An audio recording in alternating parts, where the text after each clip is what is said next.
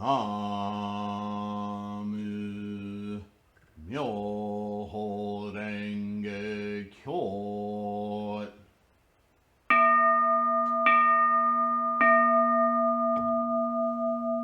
Namu Myoho Renge Kyo.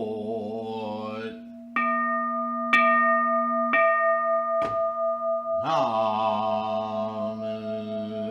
Myoho Renge Kyo.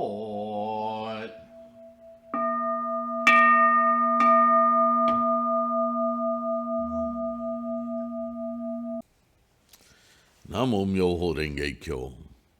Thank you for being here. Thank you for your practice. Thank you for your diligence and your support. That Patreon, PayPal, clicking like and subscribing. So Shakyamuni throws a twist into, he seems to be supremely good at seeing patterns of thinking and then flipping them around so that we can become better aware of what's that term we've been using in the last several years? Situational awareness. Well, in Buddhism, the situational awareness that Shakyamuni is always trying to get us to see, to unearth, to uncloud, is the situation of our mind's formations. Yeah. So here comes this goddess that's just appeared in the room, right? Where we left off in the last video or podcast. And she's flipping the script on attachment. Remember, we've been using the word entanglements, which is a little bit more contemporaneous feeling, right? When we think of attachments, we think of dragging things along with us, like dragging them from the past into the present. Not inaccurate, but entanglements infers that it's an active back and forth, that we're reaching into the past and making things exist in the present. Also, very, maybe much more accurate. But now she throws these little petals, right? These flower petals. And to some they stick and to some they just fall to the ground. So now the attaching, the entanglement, happens without virtue of active thinking about the attachment. They're just the action of the attachment results from the pre-existing conditions, tendencies, and conditions of your being. So even without conscious attachment, there it appears. It's there. You're just not situationally aware. It's a even more clever way of presenting how the mind is working without your perceiving it working. This gets into the dialogue about what is consciousness, or in popular Western psychotherapy, subconscious. Well, in Buddhism, we have 9 consciousnesses. So you can't beat Buddhists on the levels of consciousness, right? Anyway, it's silly, but... So Shariputra sees this happening, and so he says to the goddess, how long have you been staying in this room? Where'd you come from with all this depth of knowledge, right? And she replies, Venerable Sir, my stay in this room is about as long as your attainment of emancipation. That almost sounds like a challenge. What does she mean by that? Shariputra says, so you've been here a long time. Because, I'm emancipated. And Venerable Sir, said the goddess, how long has your attainment of emancipation been? Challenge me, challenge you. Shariputra was silent and did not answer. That's a real direct challenge, right? How do you respond? Should you respond?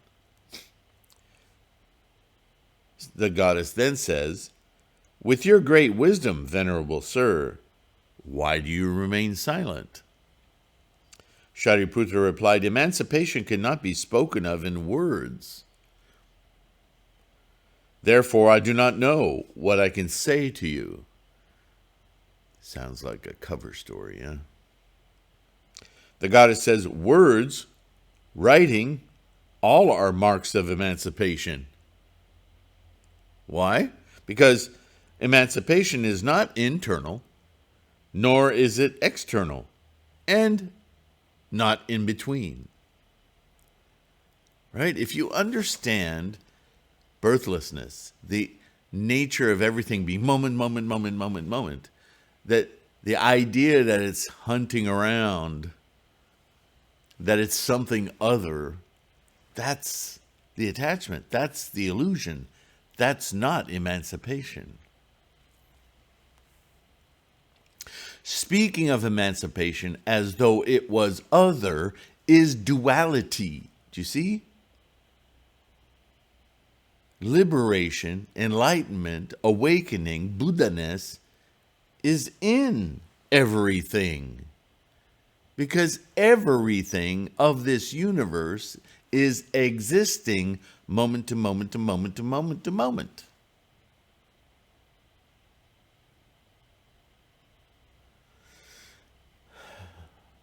Speaking of that realization as though it would somehow be defiled by speaking about it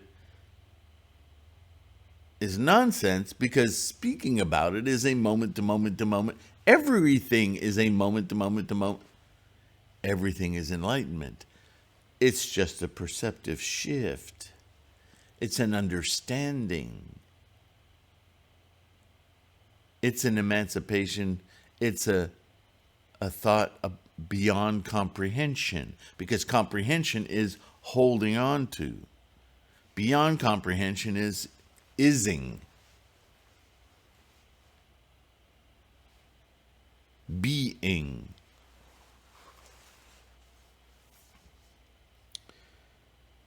Because emancipation is not internal, not external, the duality, or in between, like sitting in some negotiated place. No, it's just constantly in motion.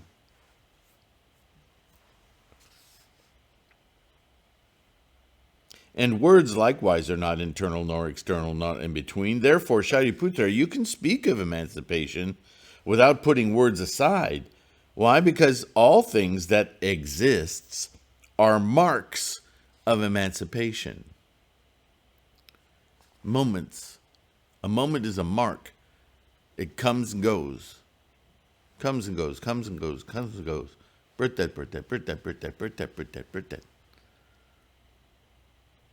Understanding that process, integrating that into perception, that is Buddha-ness.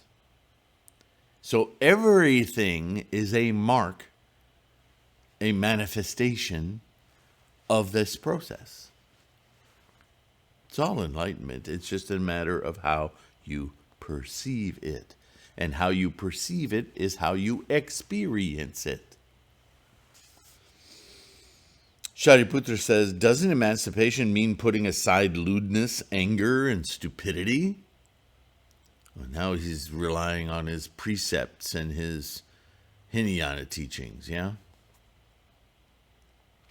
The goddess said, the Buddha, addressing persons of overbearing arrogance, asserted that one must put aside lewdness, anger, and stupidity in order to gain emancipation. But he was talking to a specific mental type. Notice I didn't say person.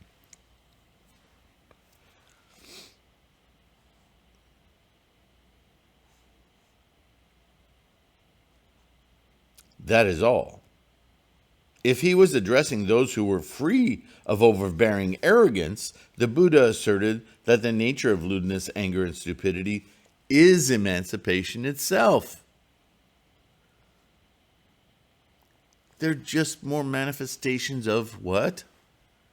Tendencies and conditions. Manifesting. Tendencies and conditions is a way of expressing potential. Potential through formation, tendencies and conditions. Formations is the tendencies and conditions from potential that then can instantiate or not. And when they manifest in countless different ways, depending on the degree of the tendencies and the degree of the conditions and the conditions that the tendencies find themselves, on and on and on and on. This is our process of life.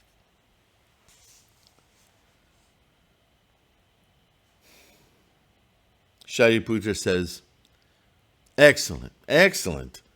Goddess, what have you seized on?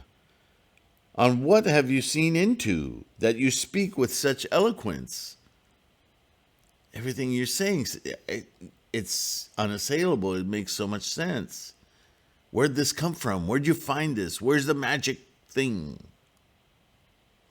The goddess replies, I have seized on nothing. Quite literally. Seen into nothing, and hence speak with eloquence. Because to seize on something is to be attached, to make permanent. To see into something is, I don't see into anything, I'm perceiving the moment of everything, joining the momentum of life. My momentum is the momentum of life, not separate, not duality.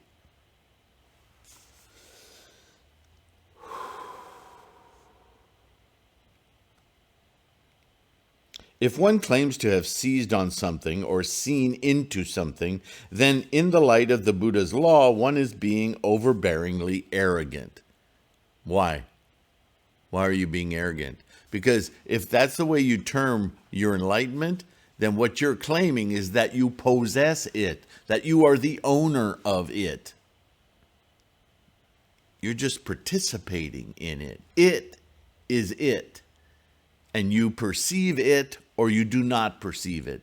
But you don't take a chunk and put it in your pocket. You don't own it. Because if, for instance, you could own it, that is amazingly arrogant.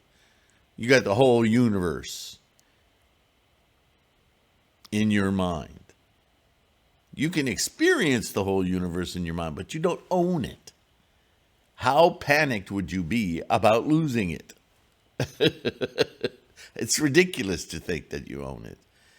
Only an extremely arrogant, narcissistic megalomaniac would think that he owns the process of life of the universe.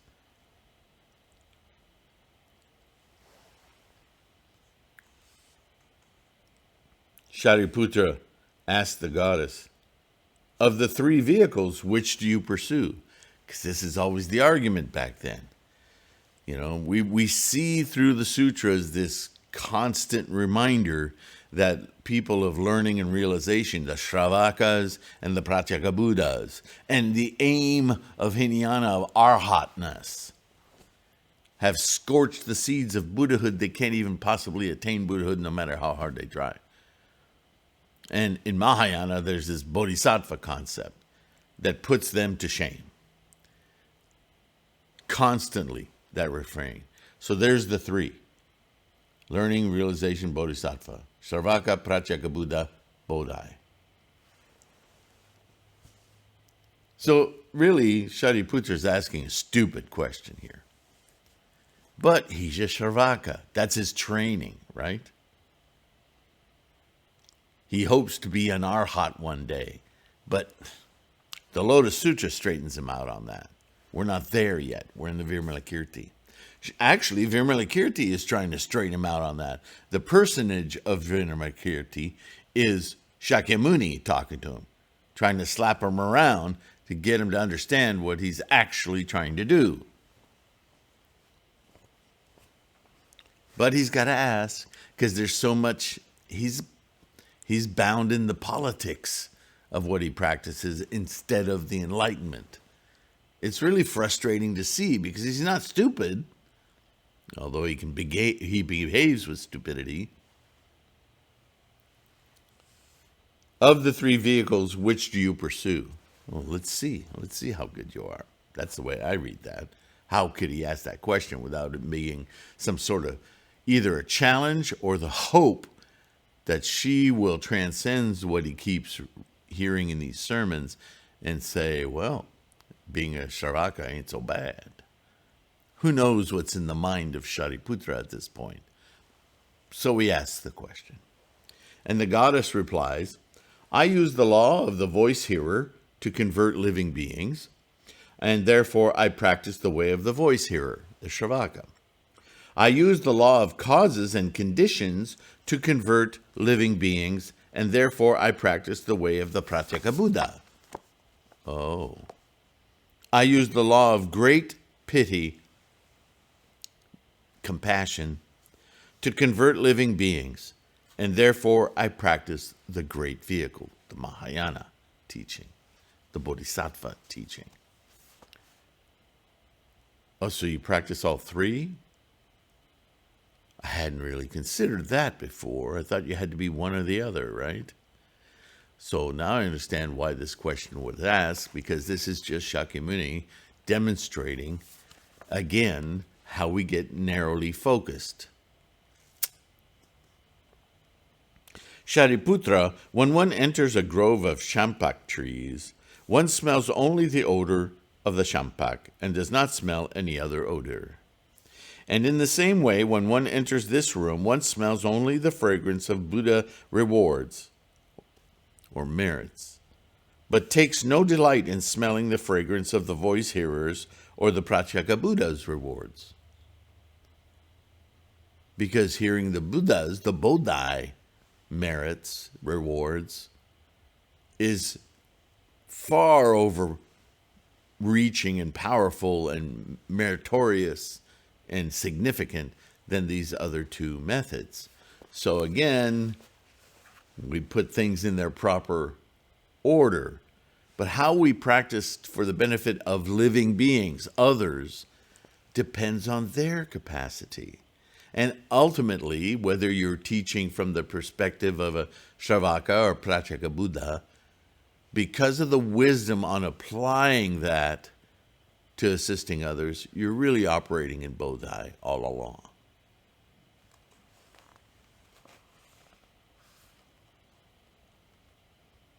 Shariputra, these Brahmins, Indras, the other people that are crowded into this room, the heavenly king spirits, the others who have entered this room, and listen to this great man expound the correct law, all delight in the fragrance of the Buddha rewards, and leave with their minds set on attaining them. Shariputra, I've been staying in this room for 12 years, and I've never from the first have I heard any expounding of the law of the voice hearer or the Pratyeka Buddha. I have heard only the great compassion and great pity of the Bodhisattvas, the law of the Buddha that is beyond comprehension. Shariputra, this room constantly manifests 8 rare and unprecedented phenomena. What are these? So this is interesting now. She's going to give us trace clues on what the environment is like given the presentation of the Bodhisattva way, the Buddha way, Namu Myo Renge Kyo way, engaging with its environs, others, yeah? It's not Namu Myo Renge Kyo yet, but this is what she's referring to, or Shakyamuni's referring to.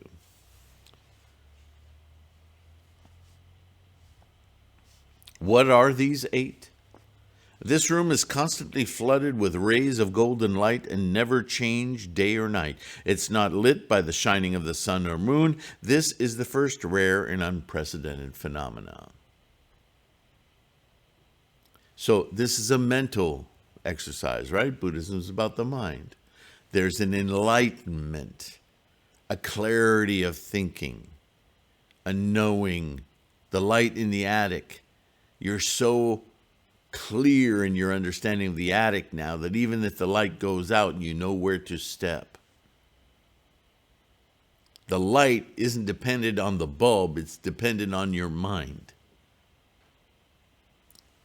That's the first unprecedented phenomenon.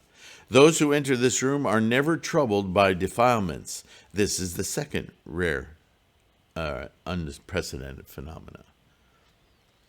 We're not distracted easily. We're not taken away from our enlightenment. We see things as they are. In this room, Brahmins, Indrans, 4 heavenly kings, so on and so forth, and bodhisattvas from other regions constantly come together in a gathering that never ends. This is the third rare and unprecedented. So all forms of thought, of mentality, perceptions of the physical universe, they all fall in line with this clarity of vision, yeah? In this room, there is constant exposition of the 6 paramitas and the unregressing wheel of the law. Because it's so clear, everyone behaves in accord with it. This is your environments mirroring your awakening. This is the fourth rare and unprecedented phenomenon. In this room, heavenly beings constantly make superlative music, and from their strings come forth the sounds of immeasurable Dharma persuasions. This is the fifth rare. So your senses now, your oral senses, your sensations of sound, all seem purified, clear, undistorted. In this room are 4 great storehouses stacked high with varied treasures to relieve the destitute and rescue those who of want, a supply to be drawn on yet never exhausted. This is the 6th rare and unprecedented phenomenon. Satiation. The world of hunger diminishes, and instead of being insatiable, you become complete, satiated. Yeah? When this great man turns his thoughts to them, Shakyamuni Buddha, Amita Buddha, Ashogya Buddha, jeweled virtue, jeweled flame, jeweled moon, all of these, countless other such Buddhas, in other words, everyone's enlightened mind, from the 10 directions comes at once to this room and broadly expound the secret and essential teachings, the storehouse of the Dharma. Itai Doshin, many in body, one in mind. No matter what your mental constructs, your personages, your expedient means, the goal is the same. And we all join and traffic in that experience moment to moment to moment.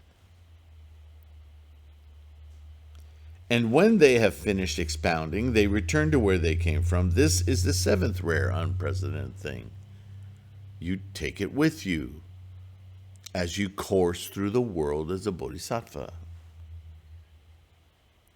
Within this room, the magnificently adorned palaces of all the heavenly beings and their pure lands of the various Buddhas are all to be seen. Remember what pure lands are, right?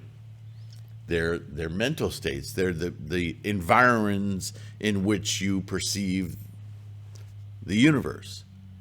Everyone's perception is tailored to your karmic tendencies and conditions.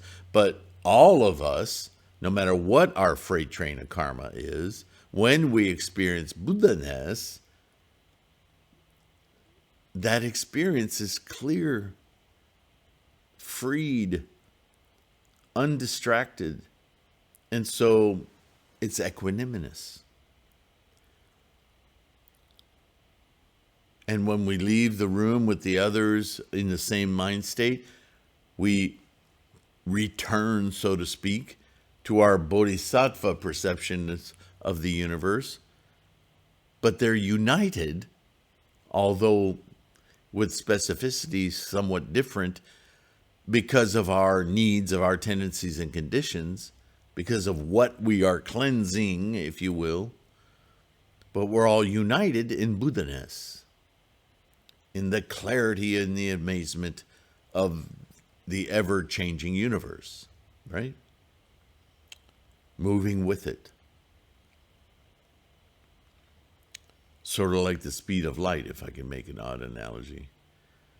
The speed of light is always constant, it's the same for wherever you are in the universe.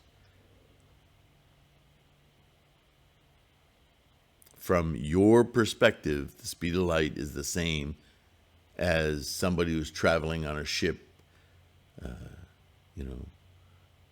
10,000 miles an hour, a light year away. The speed of light for that person is the same as yours. These are the 8 rare and unprecedented phenomena, Shariputra, who, seeing these sights beyond belief, would still delight in the law.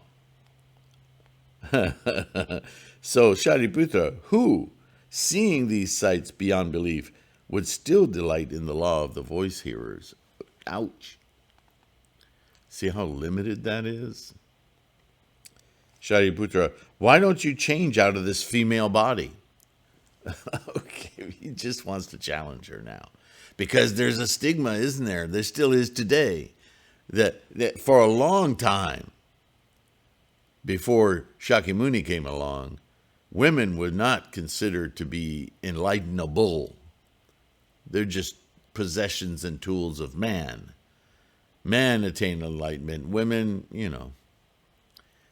just be good servants. Shakyamuni comes along. Oh, women can attain enlightenment. Their mind doesn't have a sex. Yeah, a lot of people threw stones at Shakyamuni for that. It's still a revolutionary idea. How is that possible?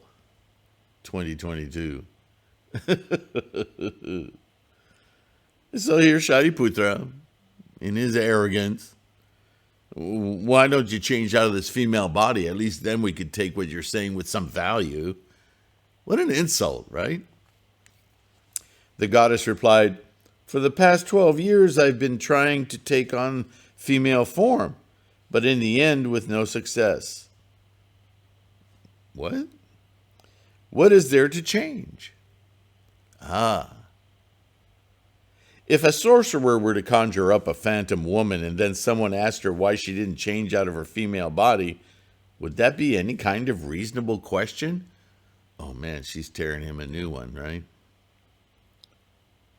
No, said Shariputra, phantoms have no fixed form. So what would there be to change? Oops. I think I just owned myself. Because his perception of her as a female form is irrelevant.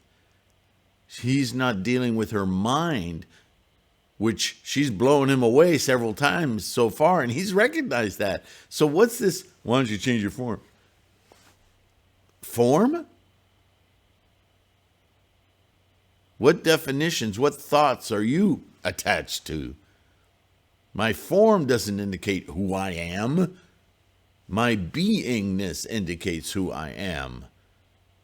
Deal with that.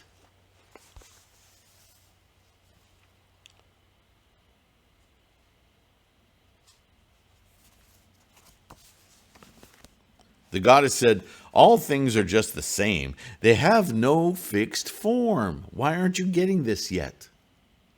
So why ask why I don't change out of my female form? It's just a provisional apparatus for the mind. That's where the action is. Can you not take your eyes off my breasts? What is going on with you?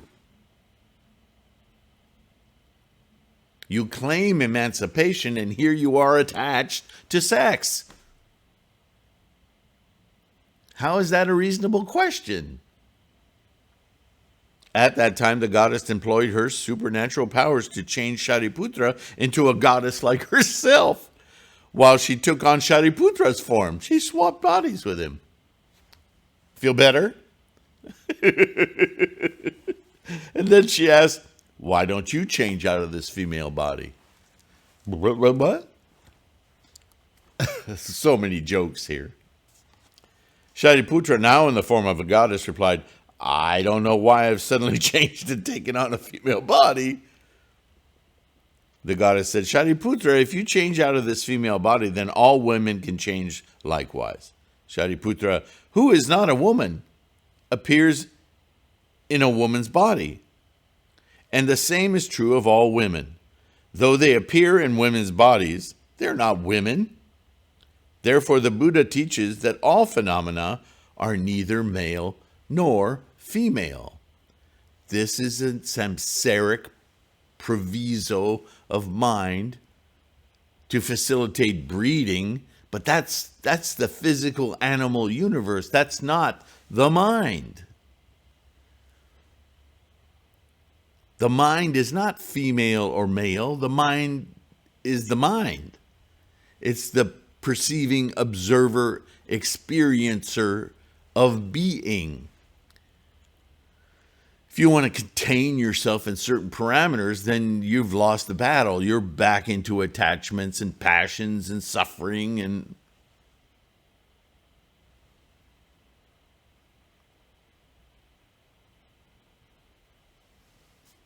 then the goddess withdrew her supernatural powers, and Shariputra returned to his original form. The goddess said to Shariputra, where now is the form and shape of your female body? Where'd it go? Shariputra says, the form and shape of my female body does not exist, yet it does not exist. Oh, the potential is there, but that's a distraction. The goddess said, all things are just like that. They do not exist, yet they do not exist. Meaning that for moments to moments of perception, there exists evidence of a process manifesting its potentials in myriad uncountable ways. But at the same time, that's a momentary expression. It's not a thing. It's not a possession. It's just a manifesting moment-to-moment process hurtling through time, yeah?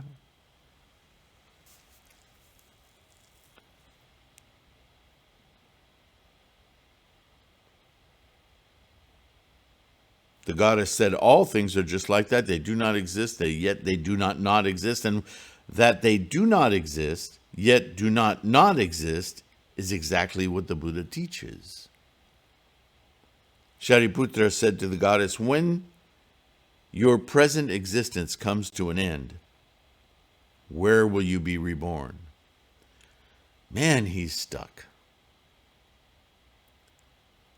I just was reborn then, and then, and then, and then, as I'm born now, and now, and now, and now. What are you not getting? See, that question presupposes a permanence. Oh, you're born, so you're here, and you're permanent. We change every nanosecond, every moment that we perceive this apparatus. It's never the same. We're constantly birth that, come into manifestation and dissolve. Manifestation, dissolve. Manifestation, hang around, decay, dissolve. That's the process of everything in the universe. I don't leave and there's no Sylvain when I go out the door, come back an hour later, and now there's Sylvain again. Where in space did you go? You didn't exist here for an hour. I've always existed. this manifestation of my freight train of karma is existing, at some point this apparatus will cease to exist, will extinguish itself, and this freight train will no longer, then my perception of Sylvain will be gone, but you'll still have me in mind and all our interactions in mind. So Sylvain will exist in your mind. Is that a separate mind of its own? No, all it is the influences of that mind, good, bad, or otherwise.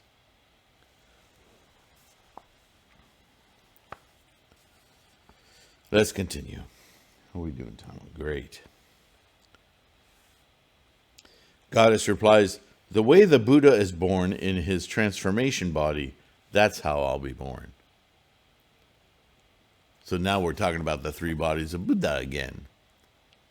Enlightenment requiring that we have an apparatus, an instantiation of a clear mind, and the appreciation of that enlightenment in this physical form. Right? Accommodative body, Dharma body, reward body.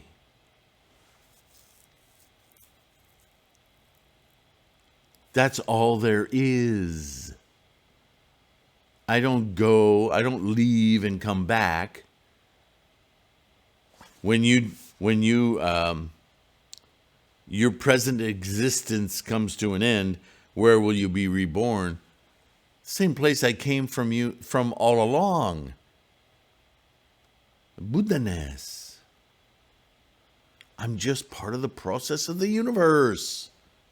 Why are you obsessed with the me, you thing? Why are you not getting this, Shariputra? You're supposed to be the wisest, Starvaka. Shariputra says, when the Buddha is born in his transformation body, it is not a matter of birth and death. Hello, ding, ding, ding, ding, ding.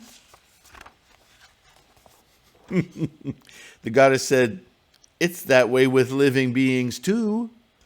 They are without birth and death. We just have this provisional apparatus that we confuse with the actual process, as though there is a creational bag of meat that creates your identity. This is just a walking tool representing your manifestations of karma solely to develop a mind of observation to see it. That mind of observation is your ticket to enlightenment, is your ticket to understanding that you're not unique. Unique in your freight train of karma, but that freight train of karma is from the same pool of karma that all things are. This separatedness that continues to drag your mind into the physical world and the world of possessions, ownership, loss, stress, anxiety, that's the problem to be solved by realizing with this amazing tool called a mind that this is just provisional. This is a support for your enlightenment.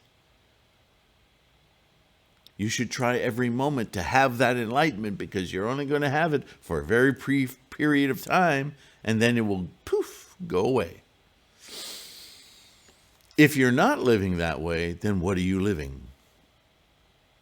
You choose, instead of understanding the amazing process that you're participating in, you choose rather to drown in all of its foibles. Well, if that's the way you want to live, I have pity for your existence, because you're in a world of hurt. You're suffering. I don't care if you're a multi-billionaire. you're in the world of hunger. I would argue that people, very uber wealthy people, are deeply ensconced in the lower worlds. Insatiable hunger. Never enough money. Give me that. Give me yours. You shouldn't have that. Animality. I'll trick you into just making me more money. World of anger.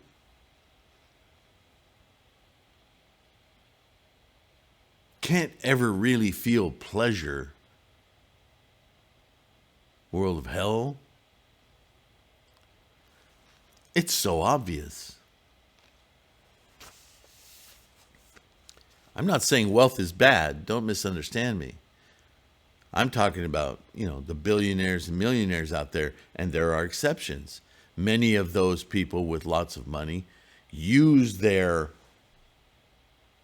wealth, their power in a world of the lower worlds to assess and assist and develop others. And they can take great joy in that. But I would argue that their mental states are gravitate more into higher realms, yeah? I don't preclude that any of them can't be Buddhas. Of course, that it's already part of them, to the degree that they appreciate and move their consciousness toward that. I would like the opportunity to teach them how to chant. Amazing what they might be able to do with that kind of a inspiration, a beingness. That would be extremely powerful. So as you know, as the sutras do, we speak, even though we dig into the minutiae of things, we still speak in great generalities as well, yeah? It's the nature of talking about the mind. So let's continue. We're almost done with this chapter.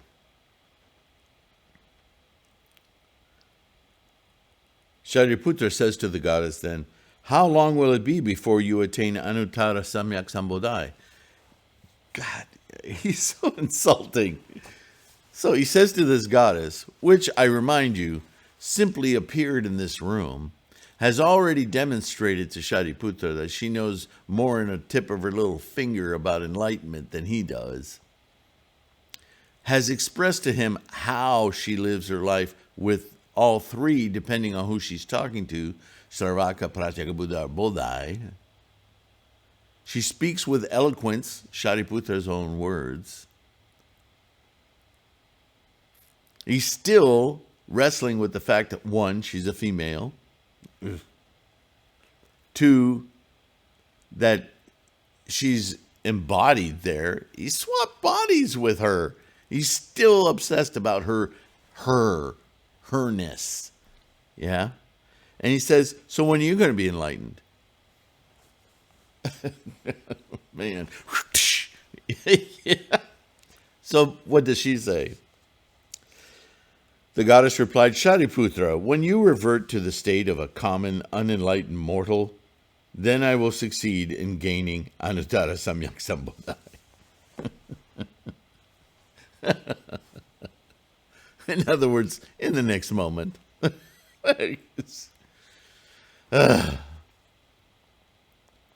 Because what is Anuttara Samyak Sambodhi if not the Bodhi mission? And the Bodhi mission is an inspiration to others. So she's basically saying, as long as you, get your head out of your ass, but what she's saying is, in the next moment, you're still going to be Shariputra, who perceives himself to not be enlightened, because he doesn't get it yet. And I will always be that example for you, especially as you gain more wisdom. You will think back on me. I will be a source of pulling you toward your enlightenment. Do you see the relationship?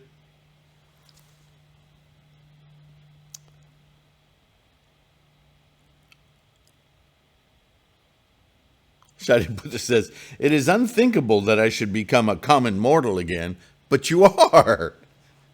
You just don't see yourself. The goddess said, it is likewise unthinkable that I should attain Anuttara Samyak Sambodhi. Why? Because Bodhi is nothing to be thought about, hence nothing to be attained.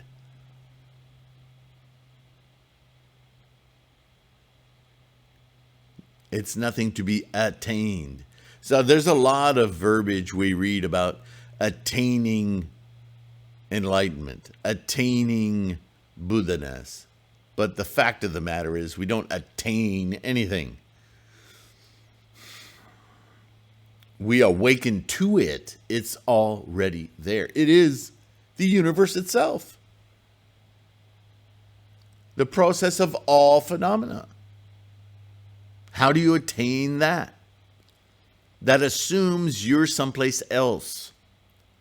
But that's in your illusions. That's in your samsaric mind. You are not somewhere else. You've just constructed an elaborate illusion of something else, hiding your essential nature. Shariputra said, the Buddhas who are now attaining Anuttara Sambodhi, and those who have attained it in the past and will attain it in the future, numerous as sands of the Ganges, what would you say of all of those? Well, you just said it yourself. The Buddhas don't attain Buddhahood. Do you hear it? It's in the sentence. The color red doesn't hunt around for how to be red. Ugh.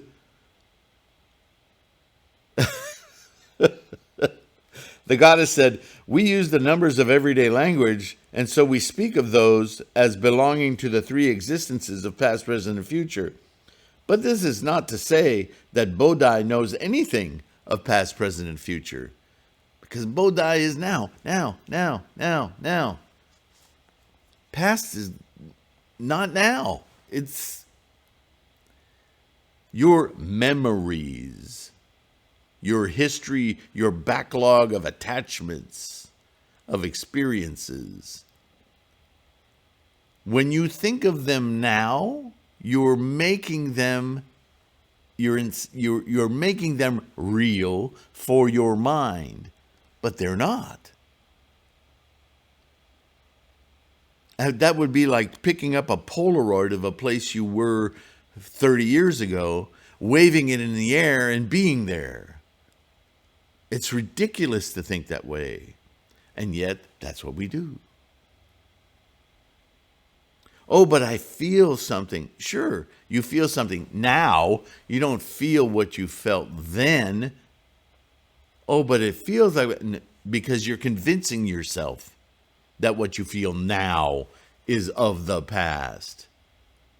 That's the whole mechanism of the illusory state of humanness, yeah? The way we live life attached to physical constructions. And this is what she says. We use numbers to calculate, to identify things. And so we make past, present, and future real things, when really we're just experiencing the phenomenal process moment to moment to moment. Be here.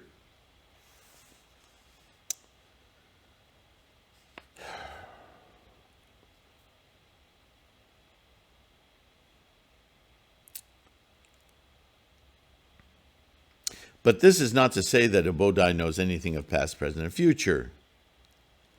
She doesn't say a Bodhi or the Bodhi. She says that Bodhi, that mind state, doesn't know anything about past, present, future. It is now.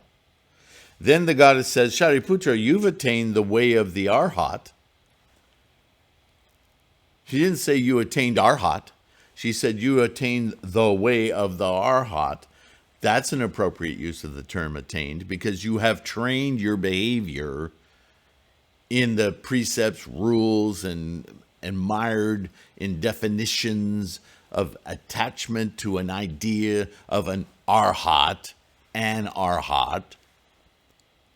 It's all ego-based. It's all self. I, mine. Oh, but I don't have minds anymore because I'm an arhat. You're an arhat. Might as well wear a cape. Make sure everyone knows you're an arhat. Or an arahant, or however you choose to translate it. Shariputra says, I've realized there's nothing to be attained, so I've attained it. He's crafty, isn't he? The goddess said, the Buddhas and Bodhisattvas are that way too. They've realized that there is nothing to attain, and so they've attained it. They're just being in that mind. They haven't reached it. They're just doing it. At this time, Vimalakirti said to Shariputra, Vimalakirti, he's back in the conversation. This goddess has in the past made offerings to 92 million Buddhas and can disport herself with supernatural powers of a bodhisattva. She has fulfilled all that she's vowed, has accepted the truth of birthlessness, and dwells in a state from which she will never regress. Bodhi. Because of her original vow, she can show herself anytime she wishes and teach and convert living beings. And that's how he ends this chapter. So that was kind of a lesson for Shariputra. And this whole chapter, I'll remind you, is called Regarding Living Beings. Trying to understand that the other minds that we experience in this samsaric apparatus, manifestations, are only separate by virtue of our conventions and constructions of self. And so the next chapter is the Buddha way. Now that should be interesting for a whole host of different reasons, right? But you see how Shakyamuni has been leading us, right? From go visit a sick man, remember? Go visit a sick man, see how he is. Oh, I'm not worthy. Oh, I'm not. Everything about identification. And here comes this goddess and goes, stop identifying. You're not doing this right.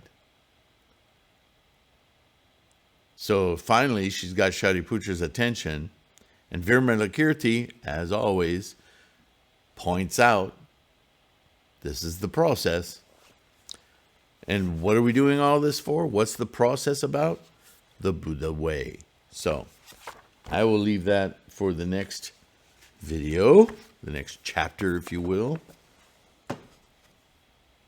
In the meantime, I want to thank you all again for listening, participating in this chat all the way to the end. Please download the audio podcast if you find that helpful. Lots of free information on threefoldlotus.com, as you all know. I haven't written a book in a long time or assembled a book in a long time, but there are many of them on the lulu.com/spotlight/Kwun website. Some of you are buying some of those books, and that some royalties come to help support this channel. So that's another way you can support this channel other than Patreon and PayPal directly at paypal.me/Sifu All of the links are on the screen. You've seen them. And I'm trying to get them all in the description. Finally, after, 15 or so years I've been doing this channel. I don't even know how long. I'm starting to learn how to put information on the description, and maybe I'll learn how to pin a comment one of these days. I don't know. I just really appreciate your practice. Please remain in high conviction. Instantiate your Buddha-ness right now. Yeah? Be kind to yourself. Don't beat yourself up with it. Although sometimes it feels good to just make really strong demands when we're facing Butsudan in our mandala and we're like trying to get rid of the monkeys in our mind. Just focus! Right? Sometimes it feels like desperation. But it doesn't take long. If you really focus your attention with that kind of ichinen, that kind of resolve, oh man, you'll open that Gohonzon gate and experience your Buddha-ness very quickly. You'll feel your body shed stress. It's an amazing practice, but you don't know it unless you do it, yeah? So thank you for that. And don't forget, whatever it is, your comments about this channel, what we talk about, your questions, email me if you're shy about putting it in the comments, or put it in the comments, And I always ask the Sangha, and so far we're very uniform and kind to one another, sharing stories. But I also understand the reticence, because every time we share a story, we share a little bit of our vulnerabilities. This is a courageous practice, so just do it to the best of your ability. I'll see you in the next one. I promise. I'll see you then. Okay? So, bye for now.